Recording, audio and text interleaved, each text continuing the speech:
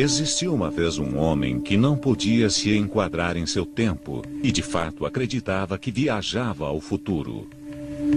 Ele tem sido chamado de Rei dos Profetas e seus seguidores conjuram visões do Armagedon e do Apocalipse pela simples menção de seu nome, Nostradamus. É importante para nós estudar e decifrar as profecias, porque assim fazendo, podemos mudar o futuro. Chegamos ao ponto em que as visões dele estão se materializando e começamos a ver com clareza o visionário que ele era.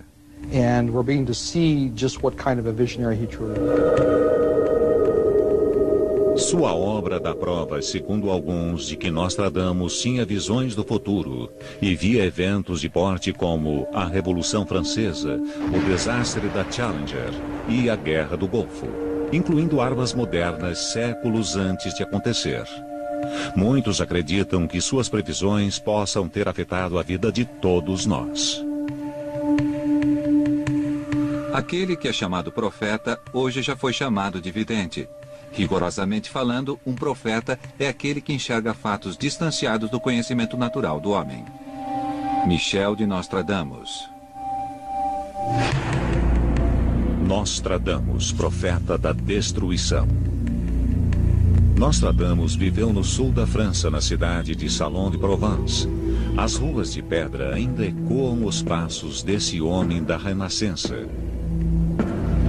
Embora tenha passado por elas há mais de 4 séculos, é fácil acreditar que Nostradamus, o vidente da Provence, ainda vigia sua cidade natal. E ainda vê a rua que tem seu nome, o caminho que leva à casa onde morou e o quarto que escondia seus estudos secretos.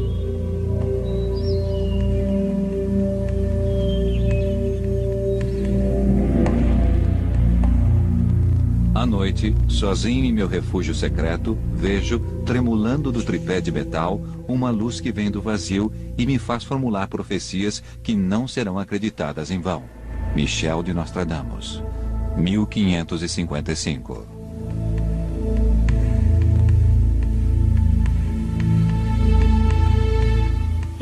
Ele utilizava um recipiente metálico sobre um tripé e enchia-o de água para prever o futuro.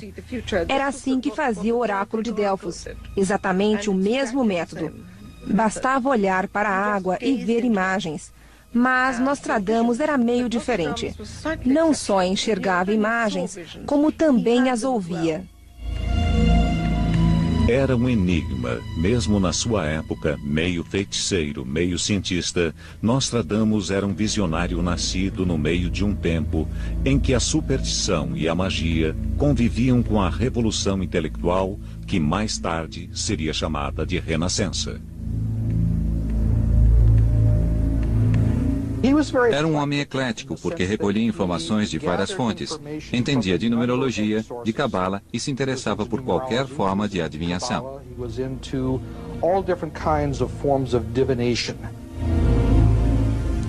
Não é de admirar que haja poucos registros que descrevam sua aparência. As ilustrações que nos ficaram de Nostradamus mostram-no de barba e cabelos grisalhos, com um nariz longo e afilado, mas o mais significativo são os olhos penetrantes.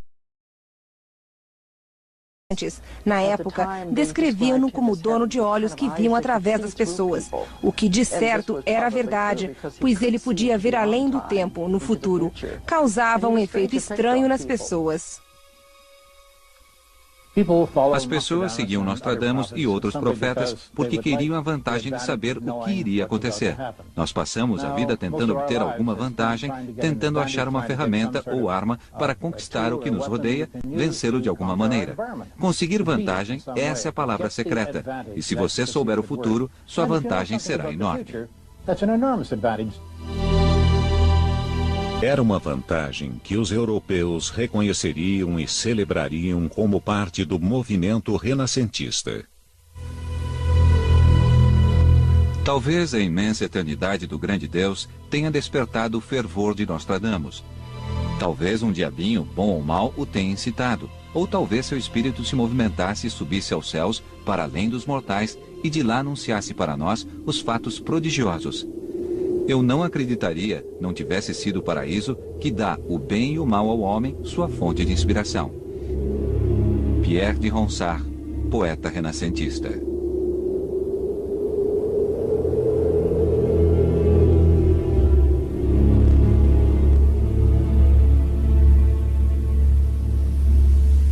Foi a Renascença que marcou o período de transição da Idade Média para a Idade Moderna. A visão global do universo começava a mudar. E é nesse mundo que nasceu uma criança chamada Michel de Notre Dame. Michel de Notre Dame nasceu em 1503 em Saint-Rémy de Provence. Por esse tempo, a Provença não era parte da França, mas logo seria. A família de Michel era de advogados e tabeliães, gente de posses. Seu avô, Pierre de Notre Dame, havia mudado o sobrenome da família, Garçonnet, nome judeu, para Notre Dame, Nossa Senhora, que não poderia ser mais católico nem mais francês. A família mudou de nome para evitar a perseguição da Inquisição, cuja fúria varreu a Europa por mais de 300 anos. Na Provence, o Edito de 1501 foi publicado pelo rei Luís XII e ordenava que todos os judeus fossem batizados. No tempo de Nostradamus, a Inquisição estava em plena atividade. Era difícil para todos, porque se fizessem algo que não agradasse a igreja, poderiam ser condenados à morte ou ver seus bens apropriados, ou ainda acabar na prisão. Apesar da perseguição, o século XVI foi palpitante de vida, com as descobertas na medicina, matemática, filosofia e astronomia. O jovem Michel de Notre Dame se intoxicaria com esses novos estudos desde a mais tenra idade. Foi um de seus avós, Jean de Sauvigny, que descobriu um talento todo especial em Nostradamus quando criança. Tomou-o então sob sua proteção, solicitando à família que o deixasse morar em sua casa. De certo, o menino teve seu iniciamento na Cabala e nos mais místicos aspectos da tradição judia.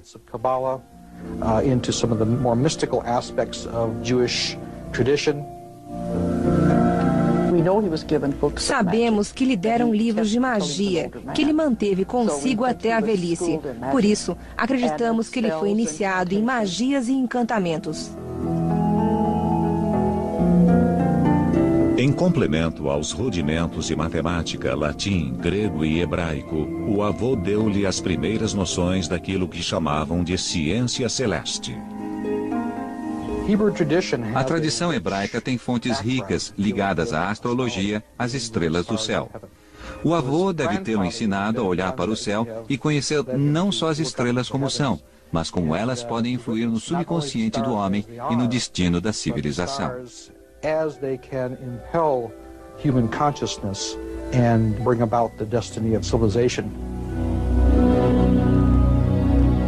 Desde então, o avô encorajou-o a sustentar-se através da arte da medicina. Como médico, Michel teria de estudar astrologia. Essa era a primeira matéria que se estudava em práticas medicinais. De certo, o céu claro de Saint-Rémy de Provence atraiu sua atenção e, com certeza, o avô o encorajou nisso. Júpiter está mais perto de Vênus do que da Lua, em brilhante brancura, e Vênus se esconde sob a alvura de Netuno, assaltado por Marte através da Via Láctea. Michel de Nostradamus, 1555.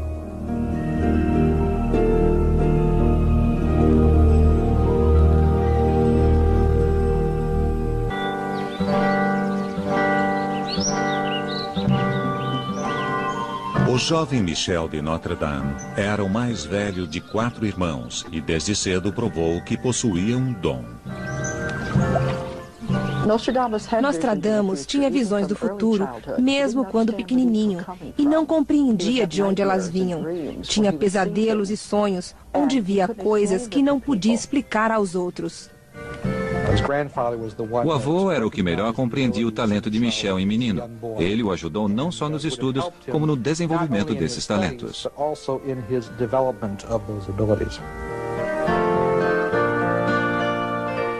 Em 1517, Michel de Notre Dame fez 14 anos e foi enviado à velha e fortificada cidade de Avignon para adicionar ao seu currículo retórica, matemática, música e astronomia. Nostradamus tinha crenças pouco ortodoxas, porque, de acordo com a Inquisição, acreditava-se que a Terra fosse o centro do universo. O Sol e demais astros giram à volta da Terra. Ele não acreditava nisso, e suas visões confirmavam outra coisa. Acabou acreditando e sabendo que a Terra girava em volta do Sol e que havia muita coisa a mais lá em cima. Somente um quarto de século depois seria publicada a teoria do astrônomo polonês Copérnico sobre o Sistema Solar, num livro chamado Das Revoluções dos Mundos Celestes. Com menos de 20 anos, em 1522, Nostradamus, ainda um jovem estudante, ingressaria na escola de medicina. Eu, Michel de Notre Dame, da região da Provença, na cidade de Saint-Rémy, ingresso na Universidade de Montpellier, cujas regras concordo em observar, bem como seus direitos e privilégios, tanto no presente quanto no futuro.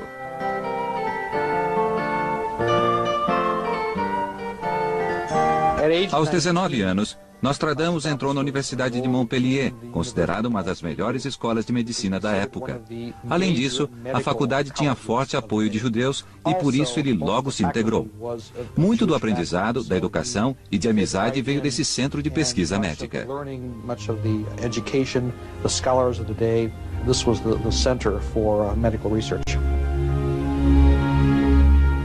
Na medicina do século XVI, a astrologia era essencial. Os médicos tinham de estudá-la, saber aplicá-la e certamente tinham de saber a data de nascimento e a cidade natal do paciente. Tudo isso era importante. O diagnóstico era feito através dos signos astrológicos e seus augúrios. Um dos aspectos de sua educação foi não só a ciência da cura, mas a metafísica da cura. Ele percebeu que não só a simples cura do corpo era importante, mas também a do espírito.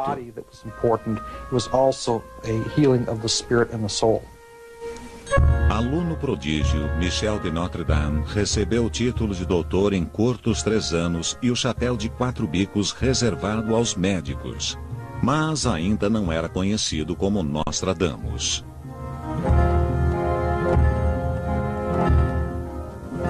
Após a graduação como médico na Universidade de Montpellier, Michel de Notre Dame tomaria a forma latina de seu nome. Notre Dame, Nossa Senhora, passaria a ser Nostradamus. No ano em que Nostradamus obteve sua licença médica, uma epidemia de peste devastou o sul da França.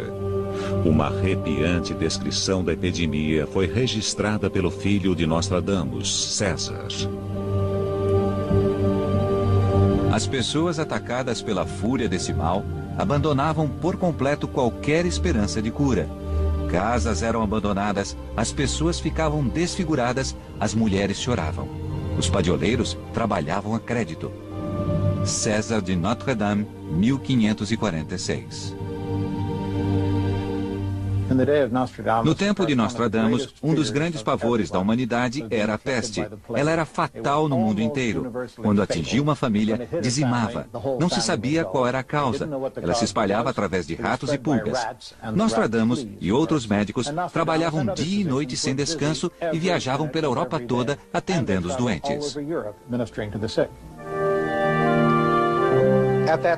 No tempo de Nostradamus, a peste era considerada uma combinação de várias doenças, mas a pior delas era a chamada charbon, ou peste negra. Infelizmente, os médicos daquela época não tinham modo de combatê-la. A maioria envolvia os pacientes num sinistro manto de couro ensopado em suco de alho e tratavam-nos com poções à base de mercúrio.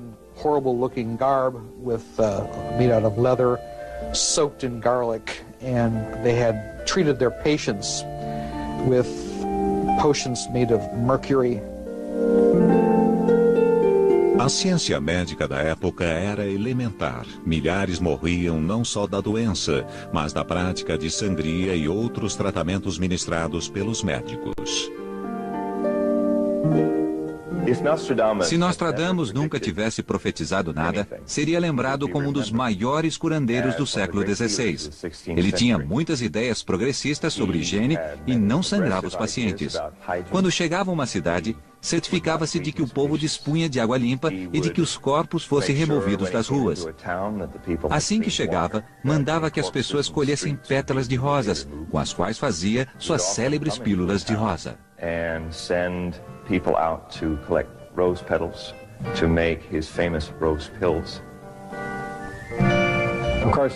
Claro, em sua época não havia ciência da farmacologia. Não existiam farmacêuticos e os médicos é que tinham de combinar as substâncias para produzir seus medicamentos. Tinham de ser preparados na fase certa da Lua, estrelas e planetas estando na justa posição correta. De outro modo, acreditavam que o remédio não faria efeito. Nostradamus usava pastilhas feitas não só das pétalas, como dos botões das rosas, que contém ácido ascórbico, como hoje na vitamina C, ótima combatente de infecções.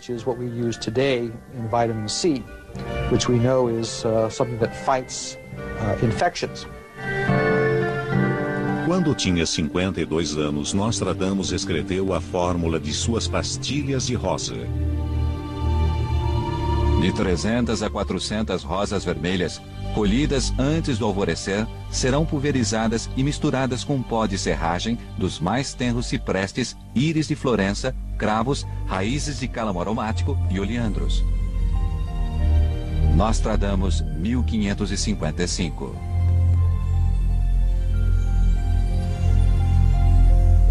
Pouco mais se sabe de seu medicamento, mas a taxa de curas impressionava. Alguns sustentam que outro segredo era sua crença na limpeza. Ele próprio não contraiu a peste porque praticava a higiene e insistia nela. Antes de ver um paciente, lavava-se e também higienizava os doentes.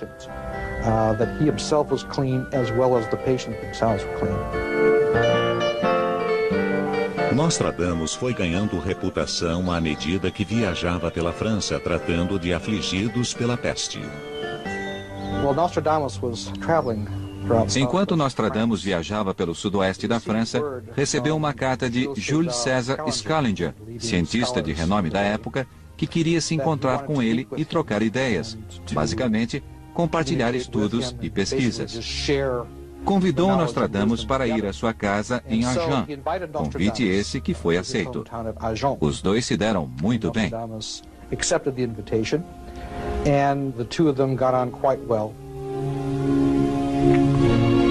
Scaliger parece ter herdado a eloquência de Cícero, a poesia de Virgílio e 2 vezes a capacidade de Galeno na medicina. Devo-lhe mais do que a qualquer outra pessoa no mundo. Nostradamus, 1552. De fato, foi na casa de Scaliger, em Agen, que aos 30 anos Nostradamus se casou. Estranhamente, o nome de sua mulher perdeu-se na história. O primeiro casamento trouxe-lhe filhos. Ao que tudo indica, ele amava a mulher. Foi um casamento mais de amor que de conveniência. Infelizmente, enquanto ele estava viajando, provavelmente na Itália, a peste devastou aquela região da Provença. Quando ele voltou, encontrou a família contagiada pela peste. Todos morreram.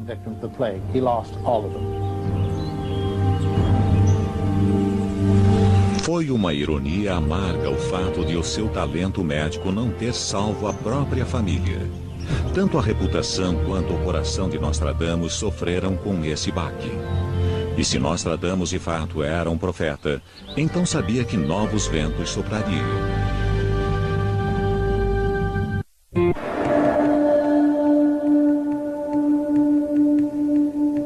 Até esse ponto da vida, Nostradamus era conhecido apenas como médico e intelectual. Mas a morte da família levada pela peste marcou uma fase de profunda introspecção e mudança pessoal. Ninguém poderia prever que, quando emergisse desse período, Nostradamus seria chamado de profeta. Em 1538, enquanto ele ainda vivia no sul da França, foi informado que a Santa Inquisição queria interrogá-lo. Prudentemente, Nostradamus preferiu evitá-la e, ainda em pleno luto pela família, partiu para uma viagem errante pela Europa e além. Para alguns, foi nessa época que sua psique despertou. Uma das histórias sobre os dons mediúnicos de Nostradamus ocorreu durante sua viagem na Itália, quando ele encontrou um grupo de monges italianos. Ele se dirigiu a um deles e disse: "Padre."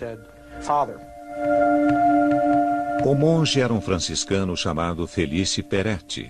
Nostradamus ajoelhou-se e prestou homenagem ao humilde frade, explicando que só podia se ajoelhar aos pés de sua santidade, o Papa. De fato, em 1585, o jovem frade tornou-se Sisto V, confirmando assim a profecia de Nostradamus. Nostradamus não ficou na Itália, mas decidiu alargar seu campo de conhecimentos. Foi por essa época que ele deve ter revivido sua educação de criança, indo a velhos templos oraculares, às velhas escolas de mistério na Grécia, na Turquia e particularmente no Egito. Sabemos que depois, quando ele voltou à França, trouxe consigo vários instrumentos de adivinhação.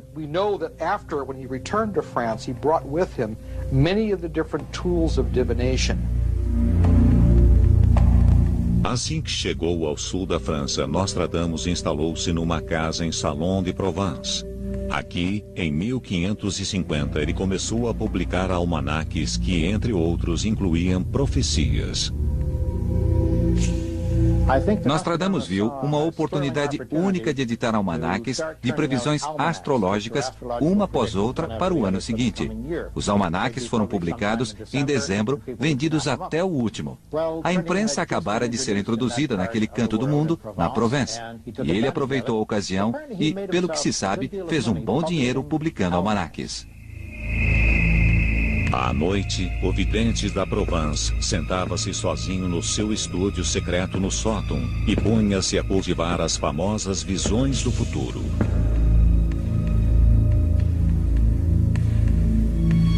A varinha da mão está fincada no meio dos lagos do tripé.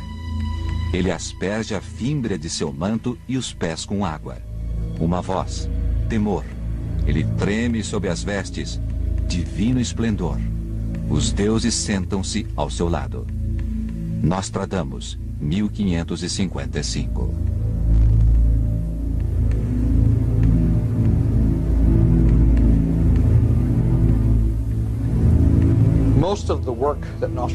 A maioria dos trabalhos de adivinho de Nostradamus foi feita à noite. Ele enchia de velas acesas o sótão, onde ficava seu laboratório, por assim dizer. Enchia de água a tigela de metal, passava a varinha sobre ela e, por meio de vibrações na superfície, erguia o véu dos tempos.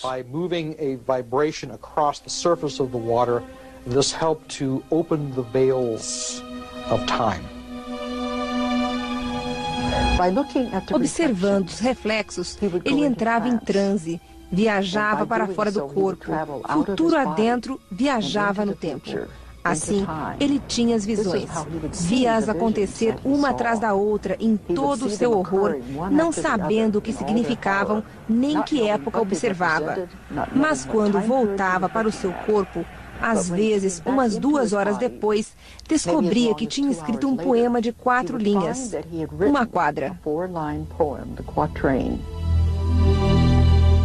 Nostradamus escreveu 1000 quadras ou quartetos, dividindo-os em 10 grupos de 100, que ele chamou de centúrias. Escreveu-os em francês, mas, para se proteger dos supersticiosos caçadores de bruxas da época, disfarçou os versos com palavras em latim, grego e anagramas. A primeira edição de suas centúrias foi publicada em 1555 e até hoje continua a ser reeditada. A publicação das centúrias chamou a atenção, em especial da realeza, e ele começou a ganhar comissões por horóscopos feitos e por responder a perguntas específicas sobre as famílias. Foi um sucesso estrondoso. As profecias de Nostradamus chamaram a atenção de Catarina de Médicis, rainha de França, cujo interesse pelo ocultismo e astrologia era conhecido por toda a Europa.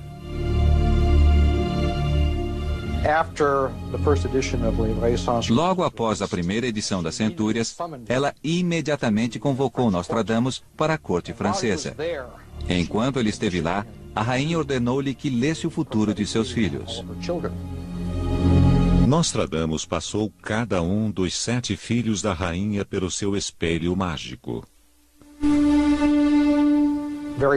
Muitas vezes, observando o espelho, ele não só captava imagens da pessoa naquele momento presente, como podia prever como seria o caráter da pessoa no futuro e também qual seria sua linha de destino na vida futura.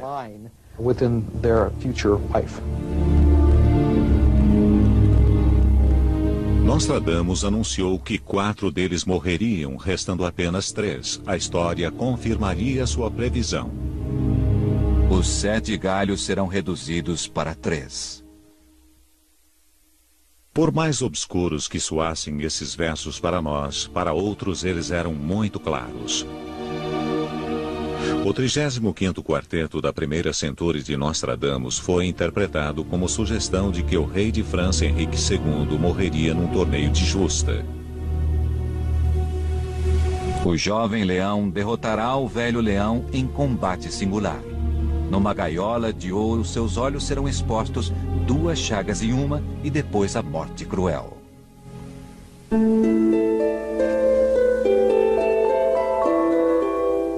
O acidente fatal ocorreu no verão de 1559, quando o rei celebrava as bodas da filha com uma justa. No torneio, ele investiu contra o conde de Montgomery, capitão de sua guarda escocesa. Alinharam-se nas pistas. Os cavalos avançaram no galope, levantando pó e terra. A plateia ficou em silêncio. 1000 olhos observavam o embate. Ouviu-se milhares de exclamações abafadas quando todos viram a lança varar o visor dourado do elmo real. Ele caiu na terra, mortalmente ferido. A lança varara seu olho esquerdo, cegando-o instantaneamente. E enterrara-se fundo no cérebro. O rei agonizou durante 10 dias, morrendo aos poucos de infecções generalizadas. He suffered in agony for 10 days, slowly dying from infections. O jovem leão derrotará o velho leão em combate singular. Cada palavra da profecia se revelou verdadeira. O jovem leão contra o velho leão. O fato de estarem num campo de combate singular, em outras palavras, um torneio, uma justa.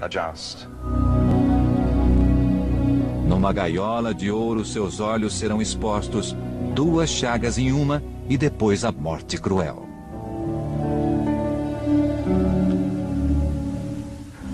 2 chagas em uma. O olho ficou inutilizado. O cérebro foi perfurado, 2 chagas numa só. E ele foi cegado quando a lança mergulhou através da gaiola dourada de seu elmo. Naquele tempo, acreditava-se que só bruxas e hereges podiam ver através do tempo. A clarividência era considerada heresia contra a igreja. Na noite em que o rei morreu, uma multidão se aglomerou diante da Inquisição, exigindo que Nostradamus fosse queimado. Nessa noite, ouviu-se o conde Montgomery exclamar: Amaldiçoado seja o iluminado que previu a desgraça com tanta crueldade e precisão.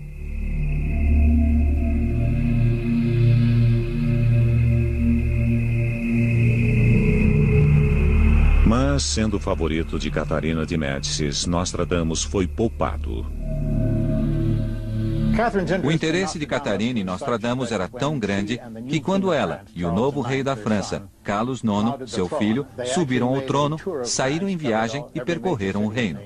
Quando chegaram a Salon, quiseram encontrar-se pessoalmente com Nostradamus. Ao passar por Salon, avistamo-nos com Nostradamus, que garantiu a meu filho, o rei Carlos IX, vida longa. Catarina de Médicis, 1564. Embora favorecido pela rainha, Nostradamus ainda continuava a mascarar suas profecias para se proteger das garras da Inquisição. Embora eu tivesse previsto há muito tempo o que viria a acontecer, queria apenas preservar minha paz. Mas depois, para o bem comum, preferi me alargar nas sentenças escuras, anunciando apenas os mais urgentes eventos do futuro. Michel de Nostradamus, março de 1555.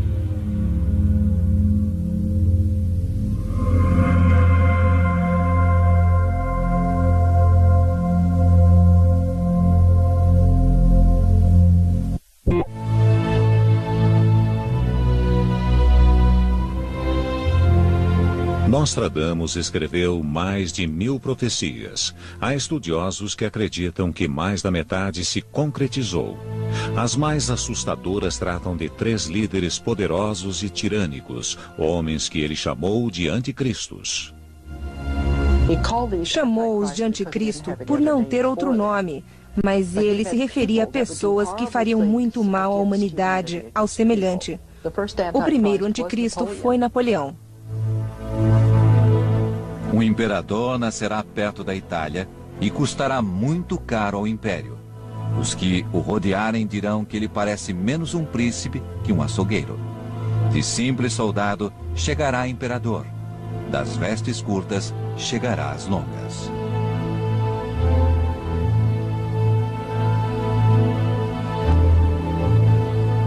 Nascido na Córcega, Napoleão de fato começou com a roupa curta de soldado e no fim usou um manto de imperador.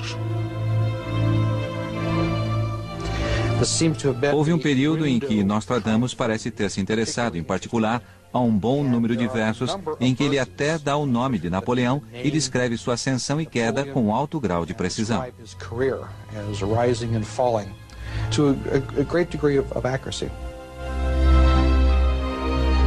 14 anos ele manterá a tirania. De fato, o reino de guerra e terror de Napoleão começou em novembro de 1799, tendo durado 14 anos e 5 meses. Depois disso, ele foi exilado para Elba em abril de 1814.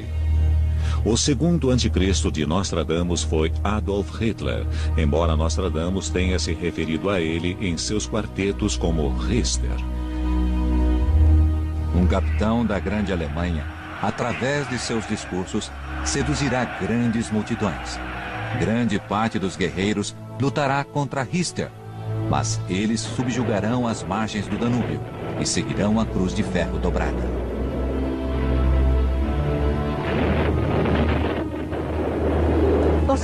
Nostradamus fala de Richter, o alemão da cruz dobrada, capitão da grande Alemanha que chegará à Polônia pelo poder e pela força.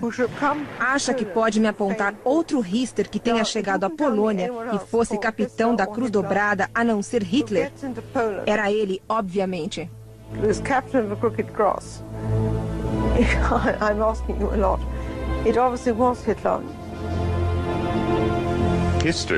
Richter, o nome misterioso que ele usa, é uma brincadeira com o antigo nome do rio Danúbio, o Rister. Em suas margens, Hitler cresceu, brincou e sonhou sonhos de conquista.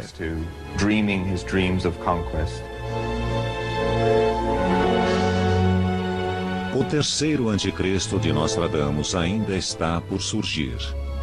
Mesmo assim, as descrições impressionam. Muitos julgam que os versos de Nostradamus preveem a Revolução Francesa de 1789, 234 anos antes. Os quartetos descrevem com sombrios detalhes a execução de Maria Antonieta e Luís XVI na guilhotina. Paris nunca se viu em semelhante caos. A República da grande cidade, com grande rudeza, não dará saída ao rei. O rei francês, eleito, trará tormentas, fogo, sangue e divisão.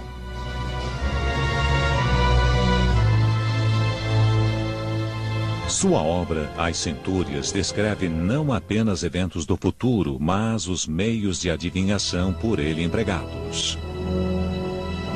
Estendo minha mão, segurando a vara de ramos. A resposta chega até mim enquanto meu braço treme. Uma das primeiras quadras do livro Centúrias descreve-o sentado e usando o que ele chama de brácios, ou ramos, segurando-os na mão. Surge um movimento nos ramos e nas mãos. Parece que utilizava uma espécie de varinha mágica. This sounds very much like he was using a form of dowsing. Foi com métodos assim que Nostradamus previu a aventura dos ingleses no Novo Mundo, descoberto pouco antes de seu nascimento. Em numerosas quadras, ele descreve os colonos da Inglaterra lutando numa guerra pela independência.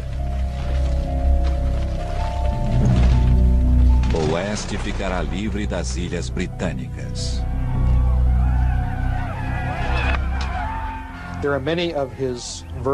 Em muitos versos e peças de prosa, Nostradamus descreve a América, não só como colônia, mas como terra livre, chamando-a de Terra da Liberdade, e menciona seu nome em 2 versos.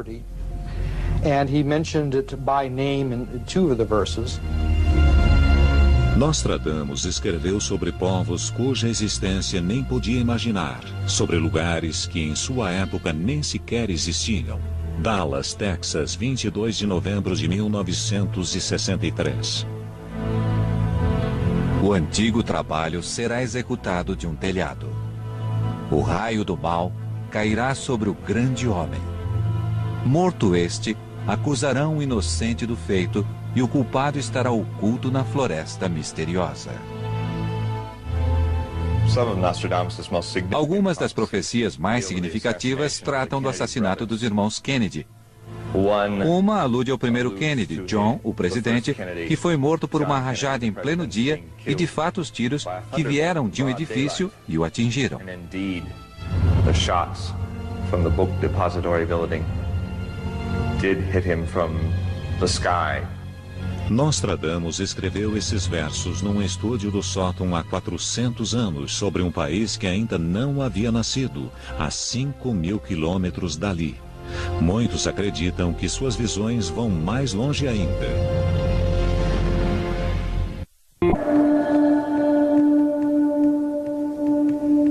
É difícil imaginar que as profecias de Nostradamus foram escritas no século XVI, num tempo radicalmente oposto ao nosso. Contudo, suas previsões desafiam explicações. Algumas das mais impressionantes profecias falam das invenções mecânicas e tecnológicas de nosso tempo. Surgirá o homem-porco, estrondos, gritos, batalhas, vapor nos céus. Ele não podia entender, não existiam palavras então para descrever o que via. Por isso, usava elementos que conhecia. Ele emergirá num peixe de ferro, atirado à praia por uma grande onda. Será um celeiro sob as águas. Tem forma estranha e assustadora. Do mar, os inimigos logo alcançam as muralhas.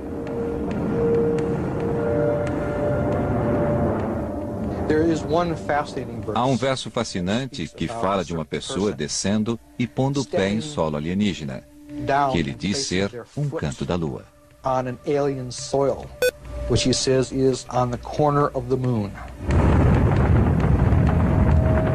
Nos céus surgirá o fogo veloz com grandes fagulhas. Ele virá para descer no canto da luna, aonde será levado e posto em terra estranha.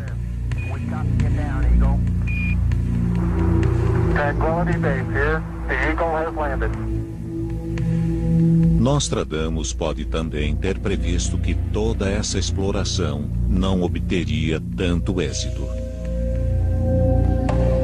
9 serão apartados do rebanho humano. Seu destino estará selado no momento da partida. Afastados do discernimento e do conselho. Kappa, Theta, Lambda, banidos e dispersos. Kappa, Theta e Lambda, em anagrama, criam a palavra Morton Thiakol, a companhia responsável pela construção dos propulsores dos foguetes. Como vemos, pelas tristes imagens do Challenger, os destroços estão caindo, espalhando-se no mar. Foram, de fato, dispersos.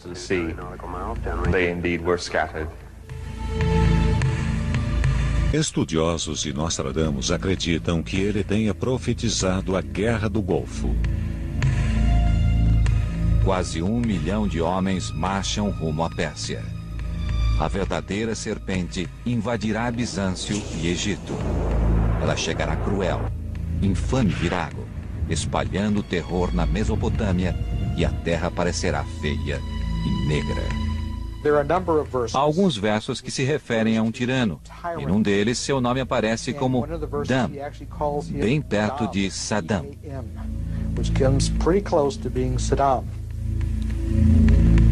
Mas as previsões de Nostradamus não terminam aqui.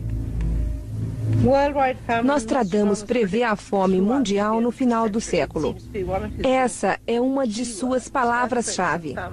Terremoto e fome parecem ser o que caracterizará essa década do século. E, por enquanto, é o que vem acontecendo.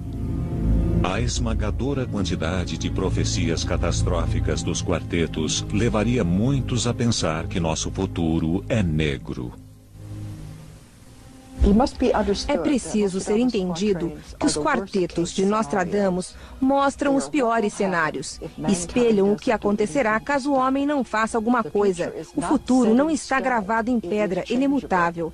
É parte de um trabalho da psique dizer ao povo o que pode acontecer a fim de que ele faça algo para desviar o destino. É importante compreender isso.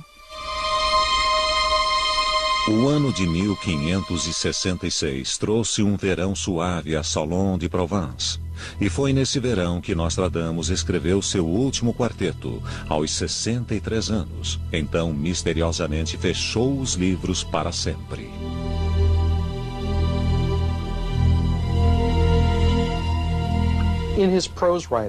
Na prosa escrita, ele conta que a certa altura apanhou muitos manuscritos antigos, de onde tirar as suas fórmulas de adivinhação, e conta que os atirou ao fogo.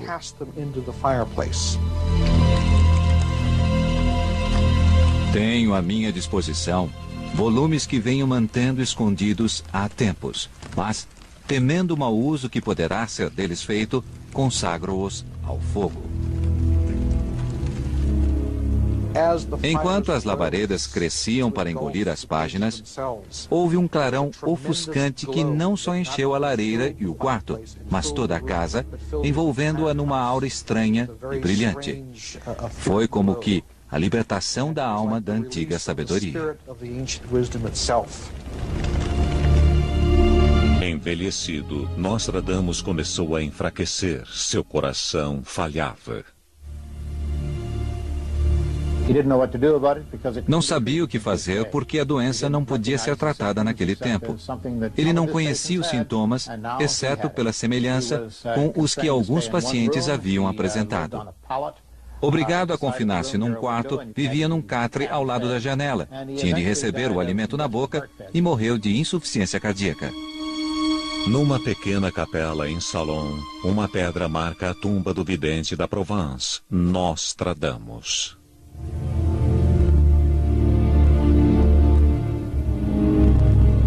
Anos do reinado da lua terão se passado. Quando o sol assumir o comando dos exauridos dias, então minhas profecias terminarão e serão cumpridas. Nostradamus.